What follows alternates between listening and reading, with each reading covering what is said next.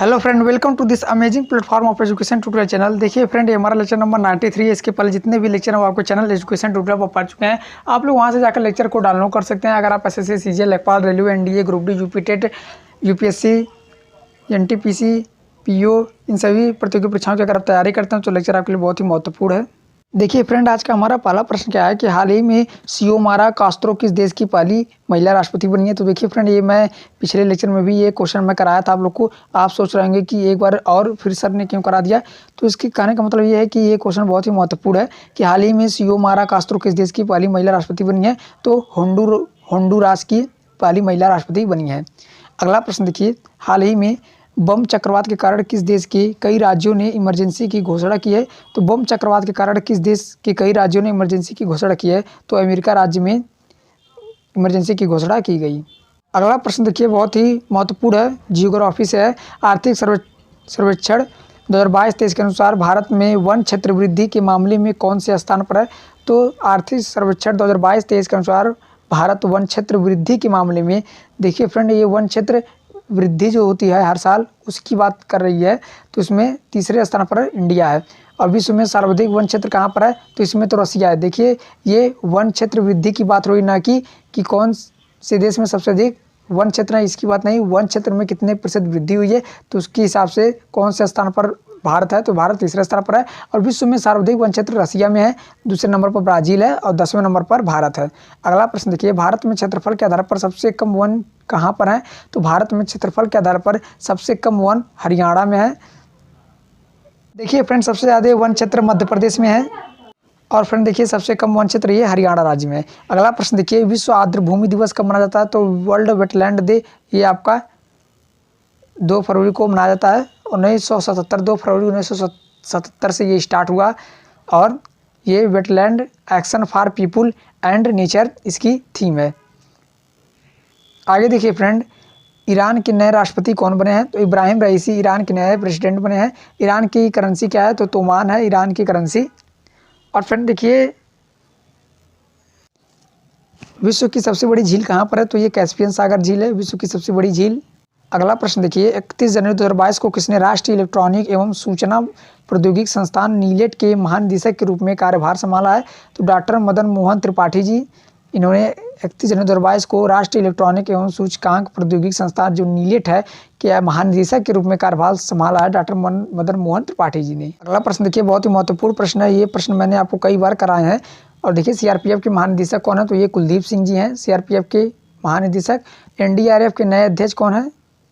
देखिए फ्रेंड, जो NDRF team होती है वो जब बाढ़ उड़ आया रहता है तो बाढ़ क्षेत्र में वो सब ज़्यादा प्रभावी रहते हैं एनडीआरएफ की टीमें, और बाढ़ सहायता में ये मदद करती हैं। अगला प्रश्न देखिए, gas authority of India limited GAIL ने कहाँ पर प्राकृतिक गैस प्रणाली में हाइड्रोजन के मिश्रण की भारत की अपनी तरह की पहली परियोजना की है।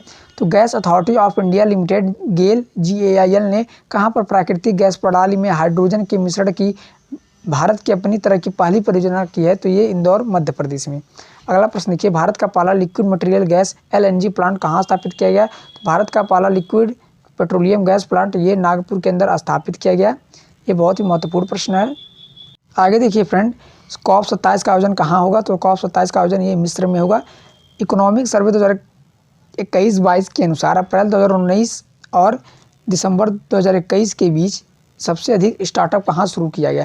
तो इकोनॉमिक सर्वे 2021-22 के अनुसार अप्रैल 2019 और दिसंबर 2021 के बीच सबसे अधिक नए स्टार्टअप कहाँ स्टार्ट किए गए। तो राज्य महाराष्ट्र में, देखिए महाराष्ट्र में सबसे ज़्यादा स्टार्टअप स्टार्ट किए गए। और शहर की बात करें तो ये दिल्ली में 5000 स्टार्टअप, बेंगलुरु में 4500 स्टार्टअप। अगला प्रश्न देखिए, यूनिकॉर्न मामले में भारत कौन से स्थान पर है। तो भारत तीसरे स्थान पर है यूनिकॉर्न मामले में। अगला प्रश्न देखिए, भारत की पहली ड्राइवरलेस मेट्रो स्टार्ट की गई। तो ये दिल्ली में स्टार्ट की गई पहली ड्राइवरलेस मेट्रो।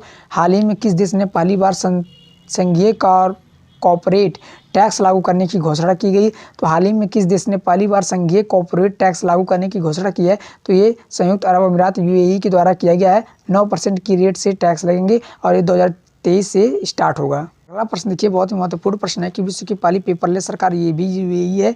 और गोल्डन वीजा का पहला देश तो ये भी संयुक्त अरब अमीरात ही है। आगे देखिए फ्रेंड, केंद्र शासित प्रदेश, किस केंद्र शासित प्रदेश में स्पीतुक गस्टर फेस्टिवल।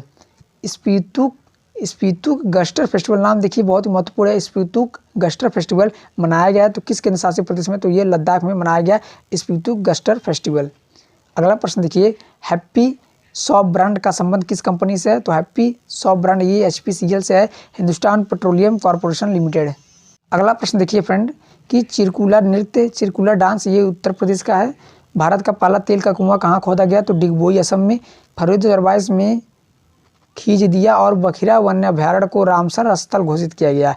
अब भारत में कितने रामसर स्थल हैं, तो भारत में पहले 47 रामसर साइट्स थे, अब 2 रामसर साइट्स और बढ़ा दिए गए हैं। खिजादिया जो कि गुजरात का है और बखिरा जो कि उत्तर प्रदेश का है, संत कबीर नगर जिला में है बखिरा झील, जिसे बागनगर भी कहते हैं, बखिरा वन्य अभ्यारण्य।